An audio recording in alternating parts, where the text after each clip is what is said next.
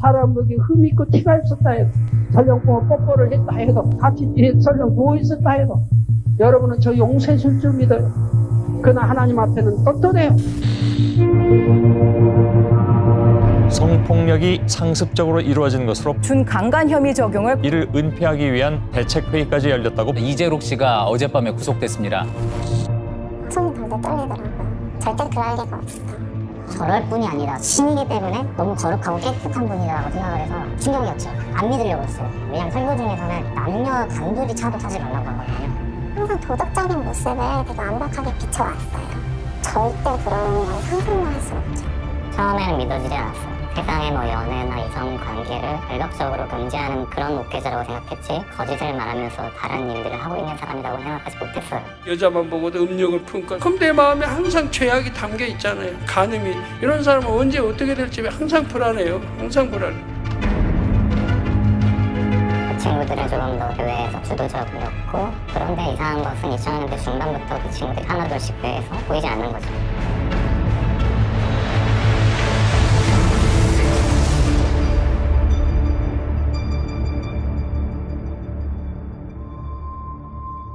이재록 씨에게도 너무 사랑받는 사람이었고 성도들에게 사랑받는 사람이었는데 나갈 이유가 없잖아요, 교회를. 성도들 입장에서도 왜 저렇게 열심히 하던 자매들이, 왜 전도사님들이 나가지? 의문을 갖기 시작하게 된 거예요. 그러면 한 명 한 명 나갈 때마다 쟤는 남자가 원래 무난한 아이였어, 루시퍼에게 씌었다, 저주받아서 구원도 못 받는다, 다 매도당하는 거예요. 거대한 집단에 개개인들은 살아남을 수가 없어요. 한 2014년부터 이탈자가 생기기 시작했어요. 물어보고 대화하진 않았지만 알 수 있죠. 그냥 교회 안에서도 그 분야로 힘들어했던 친구가 나갔기도 했고, 사실을 전 알고 있기 때문에 그래서 나갔구나를 아는 거지, 그렇지 않은 성도는 교회에서 만든 스토리를 믿는 거죠. 세상이 좋아서 나간 거다. 그랬을 때 저는 지금 나가신 분들은 믿음이 연약해서 그냥 이걸 못 감당하고 떠나신 거니까 그냥 적당한 신앙생활을 하시겠지, 그 생각만 하고 다시 돌아오겠지 나중에, 이런 생각까지도 하면서, 만민 안에서는 정답이 일단 이재록이에요. 무조건 이재록한테 순종해야 돼.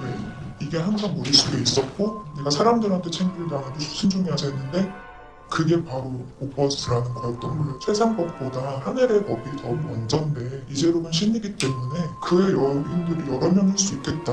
그만큼 세뇌가 돼 있었던 거죠. 그 관계 자체는 좀 어려운 부분이 있었지만 왜 그래야 하는지에 대한 어려움은 없었어요. 그래서 내가 믿음이 좋다고 생각했어요.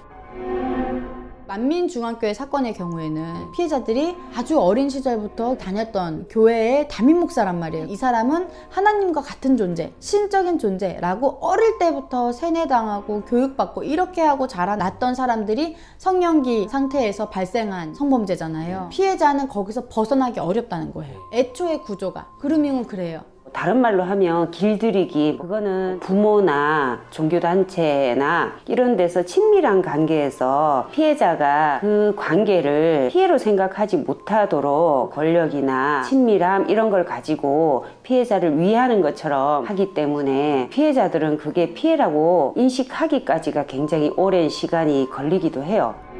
피해 기간이 2008년부터 2014년까지 저도 지속이 됐는데, 만나는 것 자체가 저희한테 영광이었고, 오죽하면 제가 처음 만났을 때 너무 감사해서 무릎을 꿇고 만났던 기억이 나거든요. 조금이라도 의견을 얘기할 수 있다거나 그런 자유로운 분위기는 상상도 못하는, 그 정도로 사람 같은 존재는 아니었어요.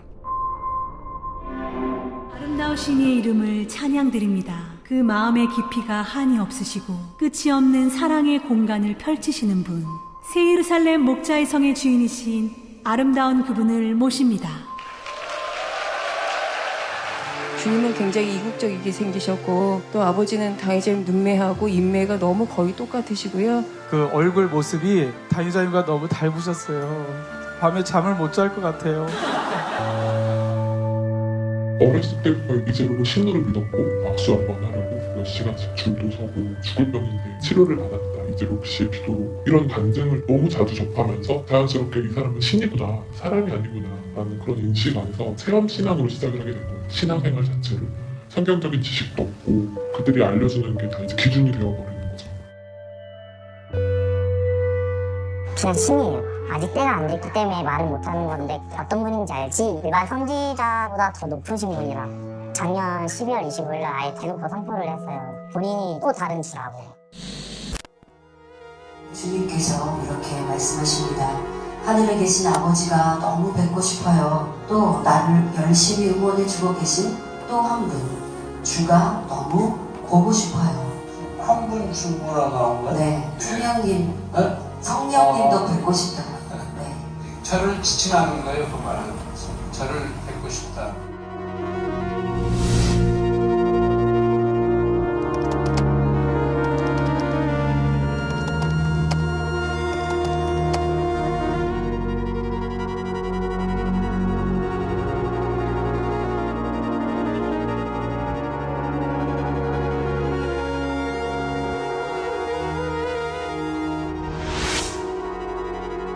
어젯밤 MBC PD수첩의 방송 내용에 불만을 품은 만민중앙교회 신도들이 MBC에 난입해서 방송을 중단시킨 사상 초유의 사태가 빚어졌습니다.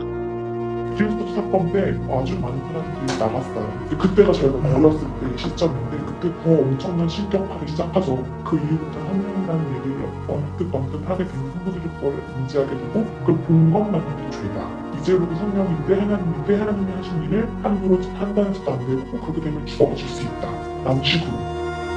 MBC 사태 이후에 흩어지는 교회나 불안을 좀 잠재우기 위해서 여길 떠나면 구원이 없고 곧 주님이 올 거고 좋은 천국 가기 위해서 여기 남아야 돼 라는 걸 헌신하게 만들었던 방편이라고 생각해요. 세뇌가 더 심해졌던 거는 2010년에 대대적으로 회계 사건이라고 따로 있었어요. 하나님 앞에 잘못한 것들을 하나도 빠짐없이 낱낱이 편지를 써서 강의자 이재용 목사한테 보내면은 다 그걸 보면서 죄를 용서해달라고 기도를 한대요. 그때부터 기가 빠지면서 눈도 안 보이고 귀가 안 들린대요. 예수님께서 채찍 맞고 가시 면류가 세신 거 그런 걸 비유를 해요. 성도들이 모든 십자가 짐을 지고 간다 그러고 2010년부터 오늘에 이르기까지 지난 6년 동안 하나님께서는 저로 하여금 기가 다 빠진 상태로 삶과 죽음을 넘나드는 삶을 살게 하셨습니다. 이 마지막 때에 많은 영혼을 구원하기 위해서는 그만한 공의의 값을 채워야 하기 때문입니다. 이제 앞으로 이제 얼마 안 있으면 우리 휠체어들 다 없어질 거예요. 휠체어 타고 다닐 이유가 없으니까. 그런 걸 여러분들 아셔야 돼요. 그래야 아프면은 손길 아이고 이거 수술 받아야 돼. 안 해도 그냥 오기만 해도 와서 기도 받으면 바로 없어지는 거예요. 근데 왜 이렇게 치료가 된다고요? 왜 이렇게 쉽게 치료가 된다고요? 7년간 공의 쌓은 거기에 대한 대가로 주시는 거예요, 아버지가. 그래서 이 7년간 공의 쌓을 때 죽음의 고비를 한 6, 7번 넘겼어요. 그렇게 견뎌온 거예요. 앞으로 세계를 이루려니까. 예수 그리스도께서 오셔서 입자님께 고백한 내용을 알려드립니다. 지금 눈이 보이지 않으시고 기억력조차 사라진 주의 모습이 오히려 천상에 계셨던 그때 주의 모습보다 더욱 자랑스러워지나이다. 주시여, 나는 전 인류를 위해 6시간 동안 십자가에 매달려 모진 고통을 받았으나 주는 무려 7년이라는 세월을 전 인류를 위해 친히 고통을 감내하셨나이다. 주라고 표현이 나오니까 좀 이상하죠. 아버지가 처음에 주님을 낳으시고 야곱과 에서처럼 바로 이어서 저를 낳으셨거든요. 그래가지고 한 형제 같은 거죠. 주님도 동생 호칭을 쓰시더니 어느 때인가부터 주로 바뀌더라고요. 저에게 이제 아버지가 죄사함을 걷는 줬다. 아마 그때부터 바뀐 것 같아요. 이런 말을 들으니까 이상한가요? 제가 하나라도 거짓말하면 저는 이 자리에 하나님이 치십니다. 남미는 아닌 거를 아니라고 말하면 이상한 사람이 되는 약간 그런 분위기거든요. 근데 저는 대학교 이후부터 늘 얘기했었어요. 하나님은 너무 사랑하는데 이재율은 신뢰가 안 된다. 가족들은 오히려 저 때문에 울면서 기도하고 제가 이제 성범죄 얘기한 날도 집에서 나가라고 그렇게 얘기했었어요. 이재율 목사는 성령 하나님이 있기 때문에 안 좋게 생각을 하거나 약간 의심이라도 하면은 성령 회방 거역 모독죄로 들어가기 때문에 사망의 죄다. 그러면 지옥에서도 유황못에 들어간다. 이런 식으로 그 어느 누구도 의심이라는 걸 해볼 수가 없게끔 만들었거든요. 수많은 사람이 늘 치료받고 응답받는데 왜 나는 못 받는가? 성령 해방 거역하지 않았는가? 이 목자를 판단하고 정리했다. 그럼 내 마음을 찢어야 되는 거예요. 나간 사람들이 진실을 얘기하라고 해도 늦지 않아요. 왜냐면 그 19년 때를 바꿨잖아요. 아, 듣기만 해도 나한테 잘못될 수 있구나. 그런 불안함과 두려움까지 있으니까 저 나가고 나서 그 누구에게도 묻지 않게 못 잡았어요. 왜냐면 교회가 바로 차단을 시켰고 본인들도 겁이 나죠. 나한테 연락했다가 혹시 내가 영적으로 문제가 생길까. 그래서 점점 더 만민이 몰입화되는 거고요. 이들은 대부분의 교인들하고 단절되어 있었죠. 왜냐하면 영적으로 높은 사역자이고 충실한 사역자고 이런 영적인 미디어가 나머지 교인들과 단절을 만들기도 하죠. 다른 사람들에게 편하게 말할 수 없게 만들고 특히 자신만이 아는 일들에 대해서 그런 상황에서 의지할 사람은 목회자들이나 소수의 어떤 머리급들이죠. 사실은. 그런 일을 겪고 나서 되게 당황스러웠어요. 왜냐면 지금까지 내가 봤던 분은 저런 분이 아닌데 어떻게 이해를 해야 되지라는 게 너무 혼란스러워서 믿을 만한 사람이라고 생각했던 분을 찾아가서 상담을 받았을 때 그분들이 한결같이 저한테 했던 얘기는 그게 왜 이상하냐고. 아기가 태어나 발가벗고 있는데 아기가 수치스러움을 느끼냐. 그렇지 않다. 수치스럽다고 느끼면 그만큼 네가 죄가 있는 거다. 이렇게 아무렇지 않게 저한테 설명을 하니까 이해하지 못하는 것은 나의 믿음이 부족한 것이구나. 나를 자책하고 나를 돌아보게 되는 거죠, 결론이. 왜 하나님이라는 이렇게 사람이 힘들게 이끌어야 되는 방법일까라고 해서 그 머리끝한테 찾아가서 물어보면 다 들려오는 말들이 나도 그랬어. 난 생각을 동원하지 않아. 육신의 생각을 하지 않고 이제로기 벗어라고 하면은 1초도 안 걸려. 하나님 앞에서. 당연한 거예요, 저희한테는. 그렇게 상담을 해주면 아 그런가 보다. 수치스러운 생각을 들 때마다 내가 죄를 짓는 건가? 내가 하나님을 판단하는 건가? 이렇게 스스로 다 각자의 눌림이 있는 거예요. 문자를 보여주는 경우들이 있어요. 왠지 이 사람은 나한테 서방님이라고 불러. 너는 왜 믿음이 없어? 내가 누구야? 이렇게 막 물어보기도 하고. 그렇기 때문에 나 오늘 이제 오빠의 개인 만남이 있었어. 아니면 잠자기를 했어라고 얘기하지 않아도 이런 분위기가 너무 당연한 거예요. 그렇지만 또 성도들한테는 헐떡이 가려져야 돼요. 어떤 누구한테도 이제로과의 관계는 하나님과의 나의 관계이기 때문에 내가 누설할 수가 없어요. 감히.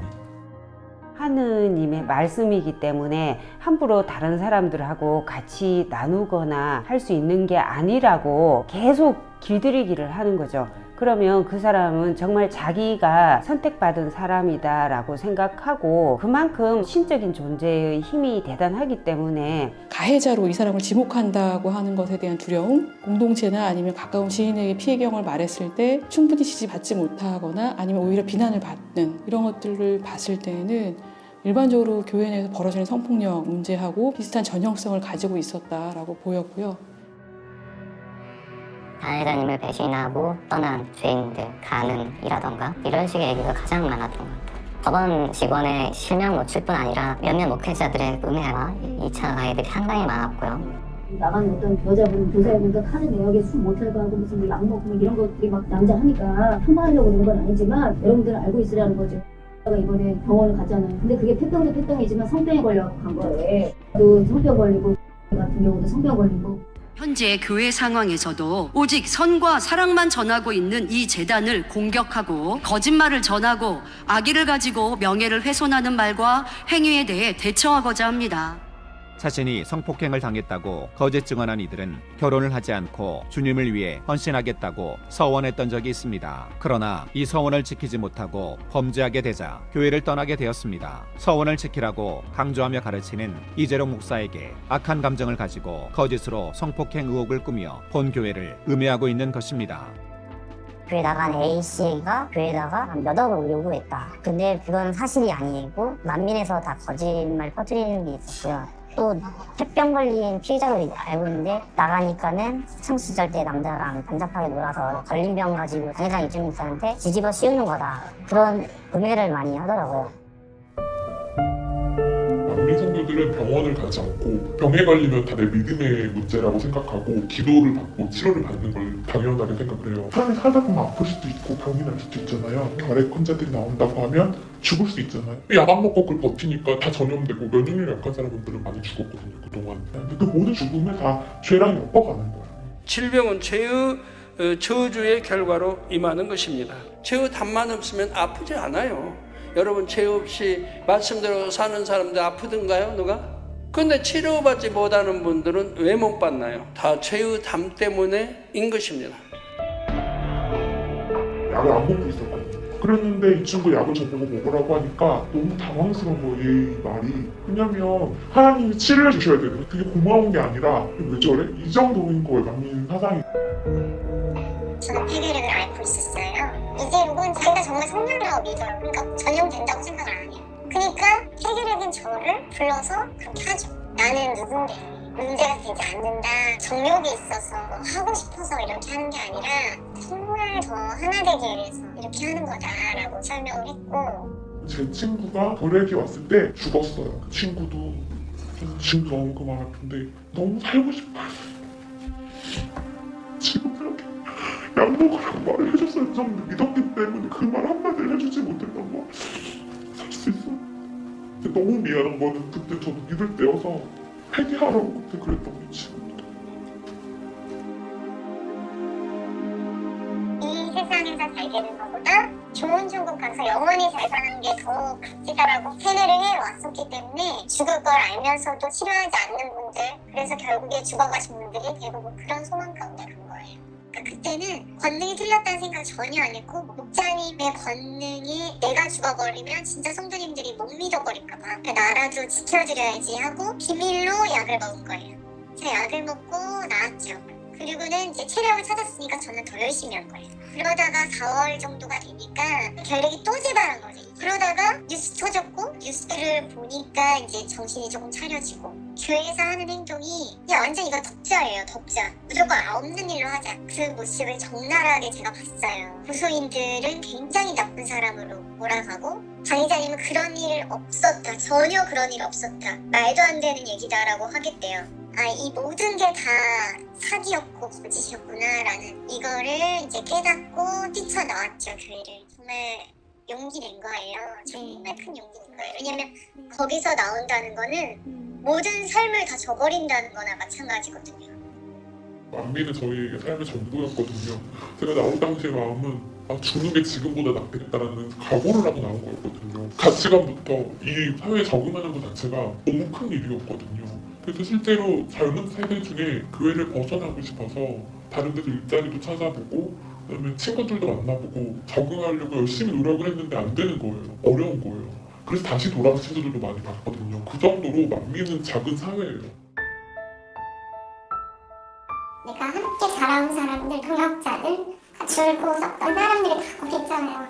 그러니까 그 사람들은 다 나를 끊었지만 저는 아직 못 끊는 게 있더라고요. 끊는다고 하고 나도 상관없이 산다고 했지만 내가 정말 살아있던 교회였고 성도들이었고, 근데 아직 내가 사랑하는 사람들이 있고 속고 있고, 제가 피해를 당했는데 피해자인지도 모르고 나를 대적하고 있으니까 미웠다가 불쌍했다가 그래 그렇게 살다 죽으라 그래라는 생각도 들었다가 또 나왔으면 좋겠고, 나와서 연락도 안 했으면 좋겠다가 연락이라도 한번 왔으면 좋겠고, 이런 마음이 생기더라고요. 우리가 역신을 가지고 이렇게 싸운 것들이 좋은 열매로 당연히 맺혀지겠지만 너무 힘들었어요, 이 과정들이. 진실을 외쳤는데 그걸 누가 알아줄 것인가? 내가 외쳤던 진실이 혹여나 허공에서 둘 다 사라지는 건 아닐까? 저는 20대가 통째로 날아갔지만 남아있는 피해자들 아직 어리고 빨리 나와서 새 삶을 찾았으면 좋겠는 걸 깨달았으면 좋겠는데, 어느 누군가 알려주지 않으면 스스로는 절대 벗어날 수 없을 것 같은 두려움이 다 숨겨져 있기 때문에 이 신앙심을 이용한다는 만민을 이제 얘기하는 게 맞다라는 생각이 들더라고요.